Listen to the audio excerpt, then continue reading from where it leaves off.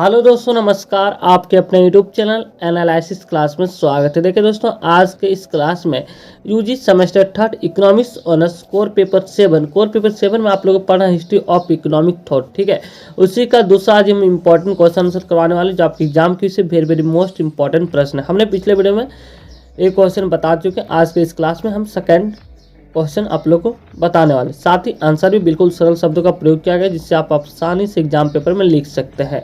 तो आप लोग के लिए दूसरा प्रश्न है theories of development Adam Smith, जो वेरी वेरी मोस्ट इंपॉर्टेंट प्रश्न है, क्वेश्चन नंबर 2। ठीक है, आइए इस चीज़ को समझते हैं। बिल्कुल सरल शब्दों में लिखा गया, जिसे आप एग्जाम पेपर बहुत आसानी से लिख सकते हैं।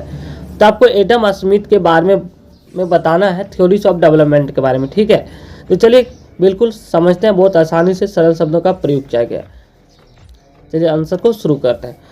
एडम स्मिथ, सबसे पहले हम इसके की पॉइंट को लिखेंगे, एडम स्मिथ के की पॉइंट यानी इसके बारे में। ठीक है, इसके बाद हम इसके थ्योरीज को देखेंगे। तो एडम स्मिथ एक प्रतिष्ठित इकोनॉमिक्स में सबसे प्रभुत्व माने जाते हैं। ठीक है, तथा उन्हें फादर ऑफ इकोनॉमिक्स कहा जाता है। ठीक है, father of economics Adam Smith को कहा जाता है। यहाँ से ऑब्जेक्टिव टाइप के प्रश्न भी पूछा जाता है। ठीक है, इसके लिए आप लोग ध्यान में रखेंगे। उनकी विख्यात पुस्तक the inquiry into the nature and causes of the wealth of nations, ये बुक प्रतिष्ठित बुक है, जो लिखा गया है एडम स्मिथ के द्वारा। ठीक है, जो 1776 ईस्वी में प्रकाशित हुई थी। मुख्यतः आर्थिक विकास की समस्या से संबंध रखती है। जो ये बुक है, ये पुस्तक है, पुस्तक का नाम है the enquiring into the nature and causes of the wealth of nation. यह जो बुक है वह किससे संबंध, आर्थिक विकास की समस्या से संबंध रखती है। स्मिथ ने आर्थिक विकास के बारे में व्यवस्थित सिद्धांत प्रतिपादित नहीं किया। ठीक है, परंतु बाद के अर्थशास्त्रियों ने इसे सुव्यवस्थित सिद्धांत का रूप दे दिया। ठीक है, स्मिथ का अधिकांश कार्य ऐसा लगता है कि वह आज के अर्ध विकसित देशों को ध्यान में रखकर ही लिखा गया हो, जो यहाँ से वेरी वेरी मोस्ट टॉपिक है ये सब चीज़ें। ठीक है, स्मिथ के दिए सिद्धांत को स्पष्ट करने के लिए निम्न कड़ियों का सहारा लिया जाता है। यानी कि एडम स्मिथ ने पहले ही पुस्तक की धारणा कर दी थी अर्धविकसित देशों के लिए, जो अगर वर्तमान में देखा जाए तो ये सही लग रहा है। ठीक है, ये चीज़ें यहाँ कहा गया है, जैसे कि आप लोग यहाँ पे देख सकते हैं।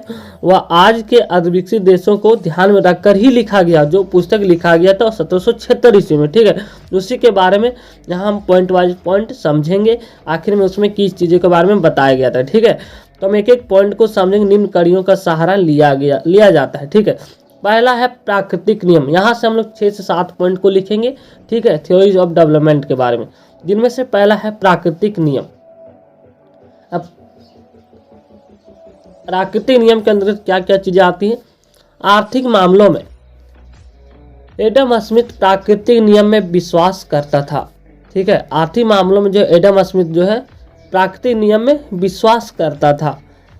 उसके अनुसार प्रत्येक व्यक्ति अपने हित का सर्वोत्तम निर्णायक होता है और उसे अपने हित का पालन करने के लिए स्वतंत्र छोड़ देना चाहिए। यह था प्राकृतिक नियम। चलिए आगे भी देखते हैं क्या है।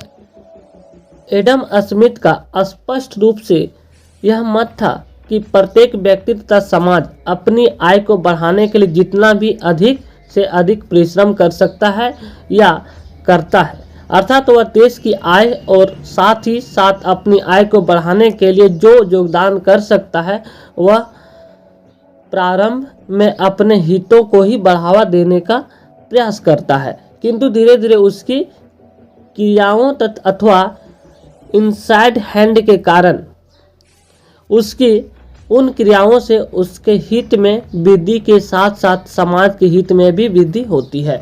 तो ये रहा आप लोग का प्राकृतिक नियम के अंतर्गत ये चीज़ है। ठीक है, नेक्स्ट पॉइंट है श्रम विभाजन। दूसरा पॉइंट थ्योरीज ऑफ डेवलपमेंट का दूसरा पॉइंट है श्रम विभाजन। ठीक है, श्रम विभाजन स्मिथ के आर्थिक विकास के सिद्धांत का प्रारंभ बिंदु है। यानी कि स्मिथ का आर्थिक विकास का जो सिद्धांत है, उसका प्रारंभ बिंदु श्रम विभाजन माना गया है। ठीक है, उनकी धारणा थी कि किसी देश का विकास उत्पादन की मात्रा पर निर्भर करता है। यानी कि उसकी क्या धारणा की थी कि किसी देश का जो विकास है वो उत्पादन की मात्रा पर निर्भर करता है, और उत्पादन की मात्रा श्रम विभाजन के स्वरूप पर निर्भर करता है, एक दूसरे पर डिपेंडेंट है। ठीक है, श्रम के विभाजन से श्रम की उत्पादक शक्तियों में अधिकतम सुधार संभव होता है। उत्पादकता में निरंतर वृद्धि के लिए वे 3 बातें को अधिक महत्व देते हैं। ठीक है, उत्पादकता में निरंतर वृद्धि के लिए वे 3 बातों को अधिक महत्व देते थे, जिनमें से पहला पॉइंट है श्रम की कार्य कुशलता में उत्तरोत्तर वृद्धि। ठीक है, उत्पादन कार्य के समय की कमी। तीसरा पॉइंट है श्रम बचतकारी यंत्रों का आविष्कार। ठीक है, चलिए नेक्स्ट पॉइंट देखते हैं। अगला है श्रम विभाजन के 2 बातों पर निर्भर करता है। पहला यह है और वह है, यह में उत्पादन कार्यों में प्रयुक्त पूंजी की मात्रा, दूसरा है बाजार का आकार। ठीक है, तो एडम स्मिथ ने वाणिज्य तथा अंतर्राष्ट्रीय व्यापार के विस्तार को आवश्यक बताया। साथ ही यदि जनसंख्या या परिवहन की सुविधाओं में वृद्धि होती है तो इससे श्रम विभाजन और पूंजी संचय की संभावना बढ़ जाती है।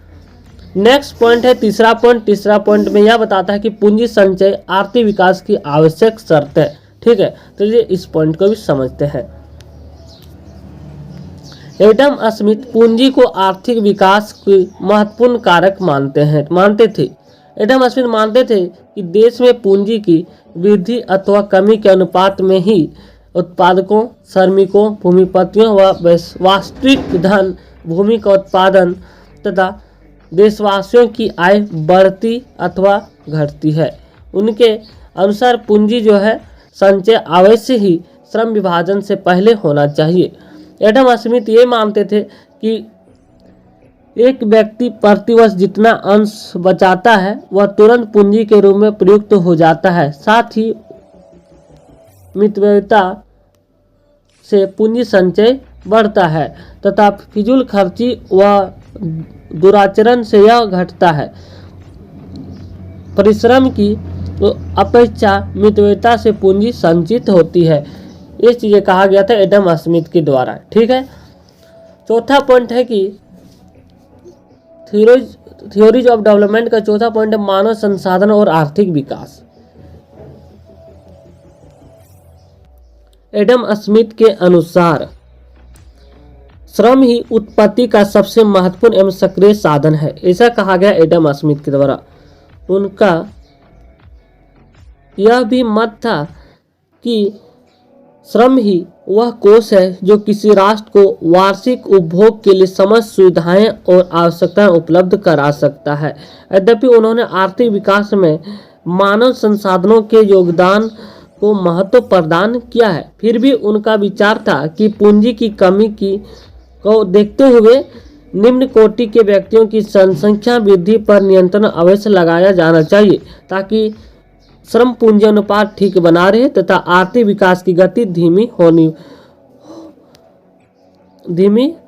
पाए। तो ये सब चीजें कहा गया एडम स्मिथ पॉइंट नंबर 4 में। ठीक है, थ्योरीज ऑफ डेवलपमेंट के अंतर्गत। ठीक है, 5वां पॉइंट कहा गया है विकास के दूत।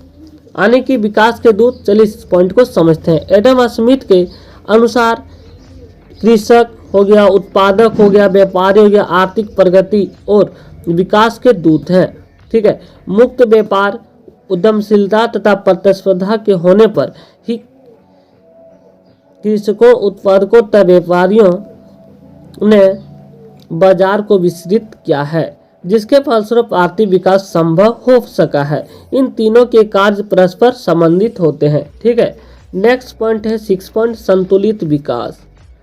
संतुलित विकास, चलिए देखते हैं इसके अंतर्गत क्या कहा गया है कि एडम स्मिथ देश के संतुलित विकास के पक्षधर थे। यद्यपि वे औद्योगिकीकरण के प्रबल समर्थक थे, फिर भी उनका विचार था कि विकास की प्रारंभिक अवस्था में कृषि व कुटीर उद्योग की प्राथमिकता दी जानी चाहिए। संतुलित विकास में एडम स्मिथ का मानना था कि देश के संतुलित विकास के लिए जो औद्योगिकीकरण तथा जो भी कृषि के क्षेत्र हो गया, वो कुटीर उद्योग, इनके क्षेत्र में बढ़ावा दी जानी चाहिए। ठीक है। 7वां पॉइंट है विकास की प्रक्रिया। ठीक है।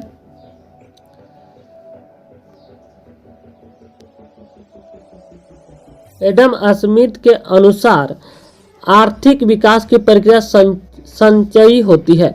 जब कृषि हो गया, उद्योग हो गया, वाणिज्य का विकास होता है तो इससे पूंजी संचय, तकनीकी उन्नति, बाजार का विस्तार, जनसंख्या में वृद्धि, श्रम विभाजन तथा लाभ में वृद्धि होती है।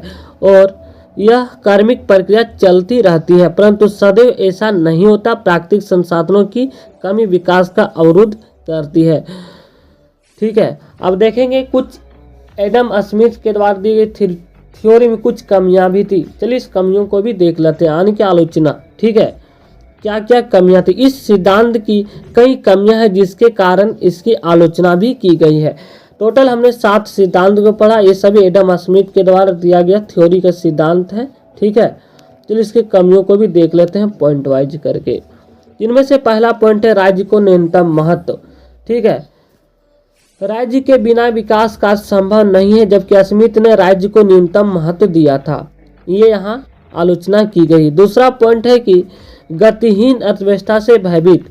स्मिथ को भय था कि साधनों के पूर्ण उपयोग न होने पर उत्पत्ति ह्रास नियम के कारण गतिहीन अर्थव्यवस्था से विकास अवरुद्ध हो जाएगा। ठीक है। एडम स्मिथ की गतिहीन अर्थव्यवस्था की धारणा अवास्तविक माना गया है, जैसे कि आप लोग यहाँ पे देख सकते हैं। तीसरा पॉइंट है गलत धारणा। गलत धारणा में क्या कहा गया कि स्मिथ का जो विचार था, सब वर्गों को विकास में सब वर्गों को लाभ होता है, जो बाद में मार्क्स द्वारा गलत सिद्ध कर दिया जाता है। यानी कि एडम स्मिथ द्वारा जो थ्योरी प्रस्तुत किया गया था, उसके बाद जो मार्क्स एक थ्योरी प्रस्तुत करता है, उसके द्वारा ये गलत कहा गया है। ठीक है। सिद्ध कर दिया था। ठीक है।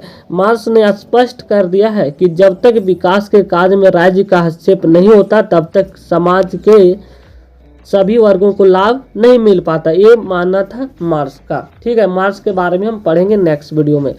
तीसरा है साहसी की अवहेलना की गई है, ये आलोचना की गई। चौथा पॉइंट, स्मिथ ने साहसी को कोई विशेष महत्व नहीं दिया, जबकि विकास में साहसी का स्थान महत्वपूर्ण होता है। बिल्कुल सही बात है, क्योंकि किसी भी कार्य करने के लिए साहस होनी चाहिए। ठीक है। यह नहीं समझ पाए कि साहसी विकास के साधनों का संगठन करके नए परिवर्तन ला सकता है। अगला पॉइंट है अल्प विकसित देशों में इस सिद्धांत की उपयुक्तता। अल्प विकसित देशों में इस सिद्धांत की उपयुक्तता है। चलिए देखते हैं। अल्प विकसित देशों में आर्थिक विकास के लिए एडम स्मिथ के विश्लेषण की सत्यता सीमित है। ठीक है। कुछ ही भागों में सीमित रह गया है। इन देशों में बाजार का परिमाण छोटा होने के से बचत की क्षमता और निवेश की प्रेरणा कम होती है, उत्पादकता कम रहती है तथा आय का जो स्तर होता है वह गिर जाता है, जो बाजार के परिमाण को छोटा कर देता है। कीन्स के अनुसार इन देशों में उपभोग प्रवृत्ति बहुत प्रबल होती है और आय में होने वाली वृद्धि जो है खाद्य वस्तुओं पर वह निवेश कुछ ही नहीं होता, व्यय पर कर दी जाती है, जिससे कि बचत और निवेश कुछ नहीं होता। अतः एडम स्मिथ का सिद्धांत जो श्रम विभाजन एवं बाजार में विस्तार पर आधारित है, ठीक है, अल्प विकसित देशों पर लागू नहीं होता है। यानी कि एडम स्मिथ द्वारा जो विकास का सिद्धांत प्रस्तुत किया गया है वह अल्प विकसित देशों में लागू नहीं होता, यह आलोचना की गई। इन देशों में एकाधिकारी प्रवृत्तियां पाए जाने से सरकारी हस्तक्षेप द्वारा ही विकास संभव है, परंतु विकास के 3 दूत कृषक हो गया, उत्पादक और व्यापारी अपने अपने क्षेत्र में उत्पादन बढ़ाकर पूंजी संचय एवं आर्थिक विकास में सहायक सिद्ध हो सकते हैं। मुक्त व्यापार न होने पर सरकार सहायता देकर उत्पादन बढ़ा सकती है। अतः संतुलित विकास के महत्व को अस्वीकार किया जा सकता है। इन देशों में बचत के आधार पर ही विकास संभव किया जा सकता है। एडम स्मिथ के विकास प्रक्रिया में सुधरी हुई प्रौद्योगिकी, श्रम विभाजन एवं बाजार के विस्तार पर बल देना ऐसा अर्थव्यवस्था की नीति का एक महत्वपूर्ण अंग बन गया है। रोस्टव के यानी कि एक इकोनॉमिस्ट है रोस्टव, ठीक है, रोस्टव मॉडल, ठीक है, रोस्टव के अनुसार आजकल के दृष्टिकोण से वेल्थ ऑफ नेशन एक गणितात्मक विश्लेषण और एक अल्पविकसित देशों के लिए उन्नति पर कार्यक्रम है। तो ये प्रकार आप एग्जाम पेपर में बहुत आसानी से लिख सकते हैं। ठीक है, टोटल हमने एडम स्मिथ के 7 थ्योरी बताएं जो विकास के सिद्धांत पर प्रस्तुत किया गया था। इसके साथ ही जो भी आलोचनाएं भी हमने 4-5 पॉइंट ही बता चुके हैं। तो आप लोग बहुत आसानी से एग्जाम पेपर में लिख सकते हैं। और थैंक यू गाइस, अगर आप लोग चैनल पर नए तो चैनल को सब्सक्राइब कर लीजिएगा और वीडियो को लाइक कमेंट वीडियो को अधिक से अधिक शेयर करें। थैंक यू, धन्यवाद।